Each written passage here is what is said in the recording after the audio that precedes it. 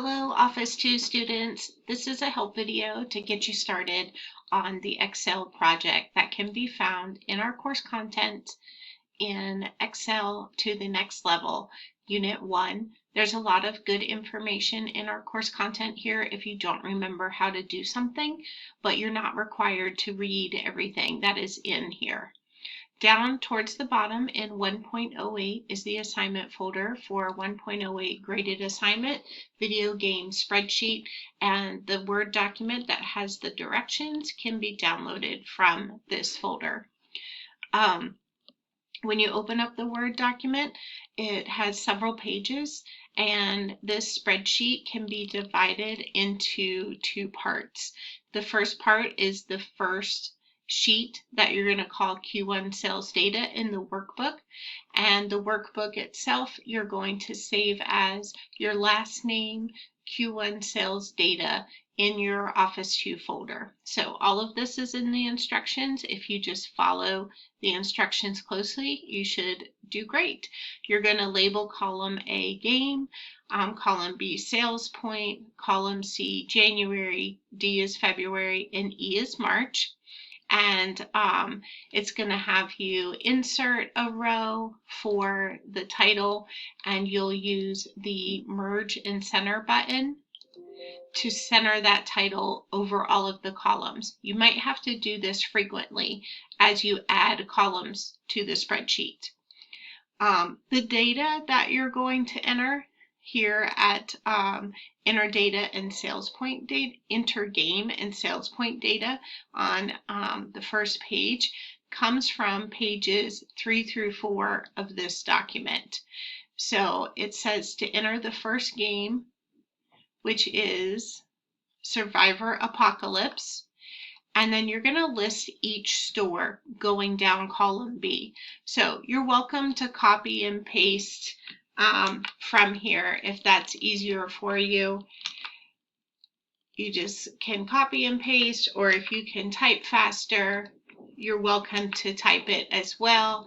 When you paste, you might want to just match the destination formatting so that it's not formatted different. So you're going to list each of the stores going down column B for each game, just like you see here, where I have Survivor Apocalypse, the first game, and all of the stores. And then I go to the second game, Delivery Racer, and list all of those stores again. So you are welcome to use copy and paste as much as you want. And then again, you're going to merge and center the game beside the stores. So merge and center for each game beside the list of each stores. The sales data itself can be found here.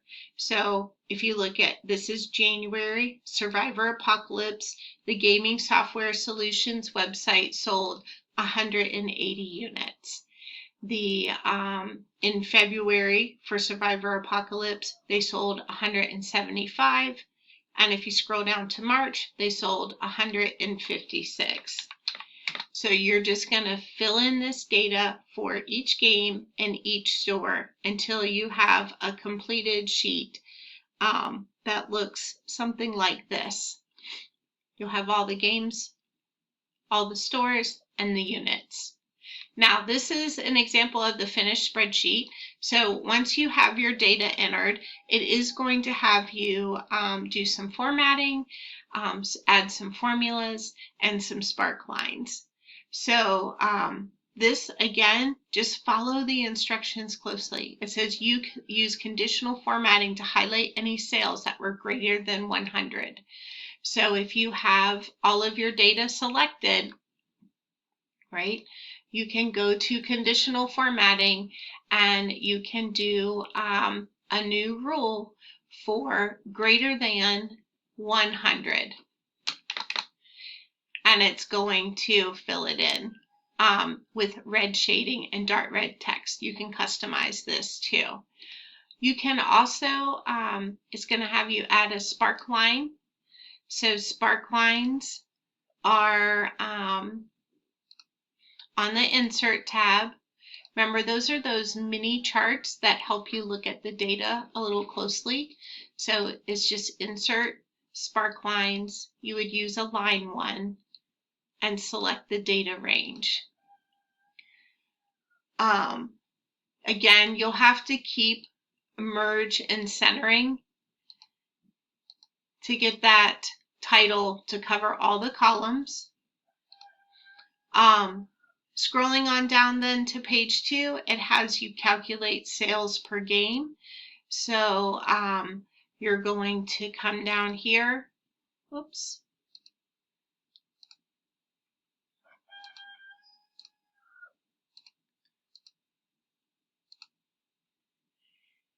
And total up with the equal sum function, right? If I use equal sum, I'm totaling up January sales in C39.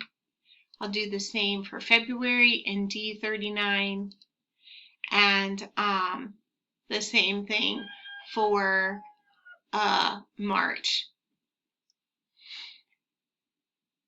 Sales per month is listed in A39, and you can format this row here to make it stand out. You're also going to calculate the total amount of games sold for each sales point in each row. So that would be up here. You're just going to use your equal sum function to go across, and then use that fill handle, that bottom right corner, to fill that formula all the way down. And then lastly, you'll have to calculate the profit. So the profit for Survivor Apocalypse is $3.75 a game. So you're just going to multiply G3 times 3.75, and that will give you the profit, and you can fill that all the way down.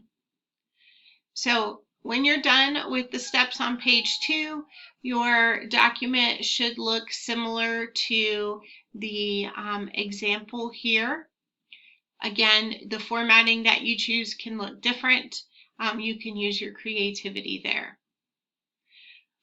Once you've created the first sheet, you're going to create the second one. It's going to be titled Q1 Profit Data Table. And you're going to label the columns sales point, Survivor, and then each of the games, right? Survivor, Apocalypse, Delivery Racer, Vampire University. And you're going to copy the data from the profit column for each game in sales point. So if we look at Archer Games and Survivor Apocalypse, here's Survivor Apocalypse, here's Archer Games. You're going to copy that amount and you're going to paste it right here. And you can paste it like as a link so that it updates with this paste special. Where is it? You just have to hover over them until you see which one you need.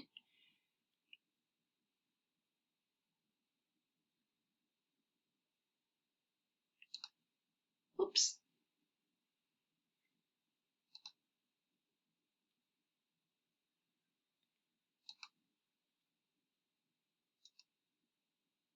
Copy.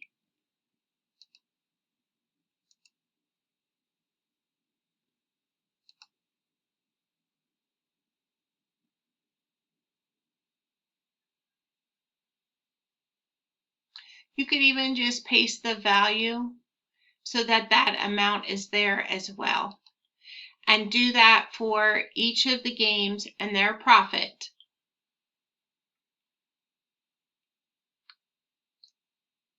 Once you have all of the profit data pasted in here, then you're going to create a table.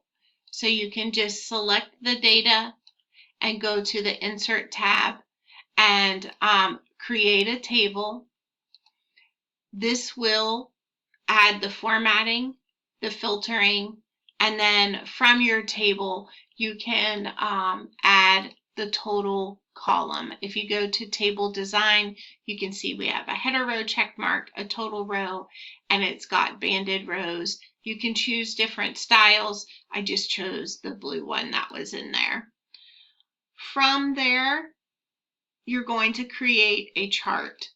So you're going to use A1 to A10 and F1 to F10 using Control to select non-adjacent data and insert a clustered column chart.